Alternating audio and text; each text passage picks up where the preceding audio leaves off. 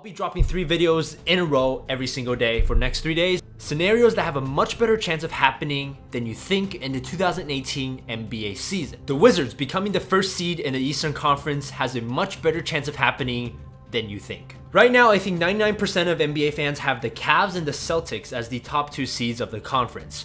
And some people I talk to actually have the Wizards as the 5th seed in the East, behind Toronto and Milwaukee as well. And it's understandable because they lost their 6th man Bojan Bogdanovic, and the real only additions to this Wizards roster this offseason are Jody Meeks, Mike Scott, and Tim Frazier. 3 bench players. So why do I think they have a good chance of getting the 1st seed? Well, the Wizards last year won 49 games and they were the 4th seed, but they were only 2 games behind Cleveland and Toronto and 4 games behind the 1st seed Boston Celtics. They started off last season 2-8, which was a bad combination of an injury to Bradley Beal and poor team chemistry. There's no way that's happening this year. Team stability in the short term is always good, especially when we're talking about the regular season, and the only 2 players who might experience some form of regression because of their old age from last year are Marcin Gortat and Jason Smith.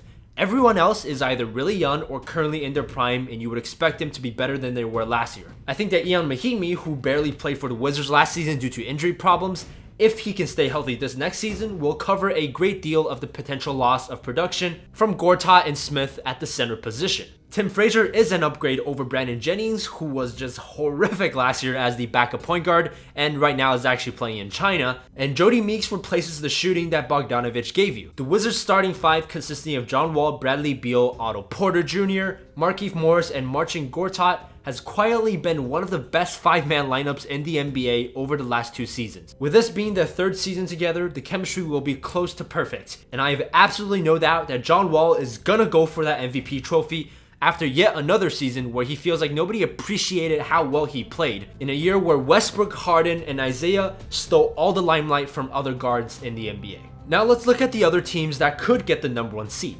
The Cavs, as of right now, according to reports, it seems like Isaiah Thomas's hip injury might keep him out until January. Even if Isaiah comes back, how healthy will he be exactly to immediately contribute to winning regular season games? That's a big question, and the Cavs, who are obviously much more focused on the postseason than the regular season, might choose to just bring him back as late as possible. There are also legitimate concerns about how Derrick Rose fits within the Cavs offense, especially as the starting point guard playing alongside LeBron, who will need to get used to playing with a point guard that can't shoot threes. They do have a better overall bench this year if you consider the additions of Jay Crowder and Jeff Green, but that could be nullified to a certain degree by the potential decline of super old veterans Richard Jefferson, Channing Frye, and or Kyle Korver. And we all know that LeBron doesn't really care about the regular season in general, nor does he care about the 1 seed, because he feels like he can win the East regardless. And looking at his track record, you can't exactly blame him for that. On the other hand, you have the Celtics. They got a little bit better on paper, although you could argue they got a little worse since they lost their 2 best defenders, Avery Bradley and Jay Crowder. This team is totally revamped, and while there's no denying how bright their future is,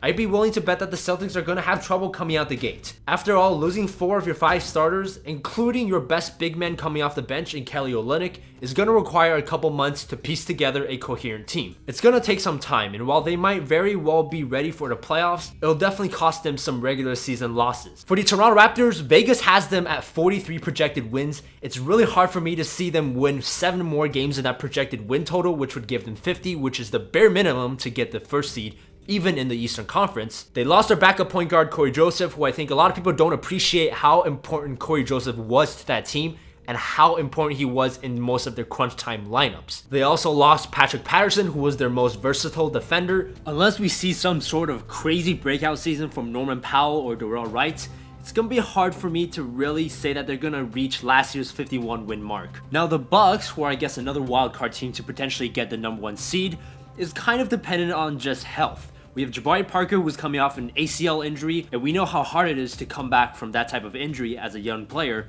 And you have Chris Middleton, who struggled staying healthy for a good chunk of these last couple years. If those guys can come back 100% healthy and stay healthy, I do expect the Wizards effect to happen with them as well, where they get more chemistry with their starting lineup. Giannis takes another leap forward into an MVP candidate. But I wouldn't be very confident saying that they have much of a chance of actually getting the number 1 seed. So, there you go. You heard it here first. Wizards getting the 1st seed, it's got a pretty darn good chance of happening.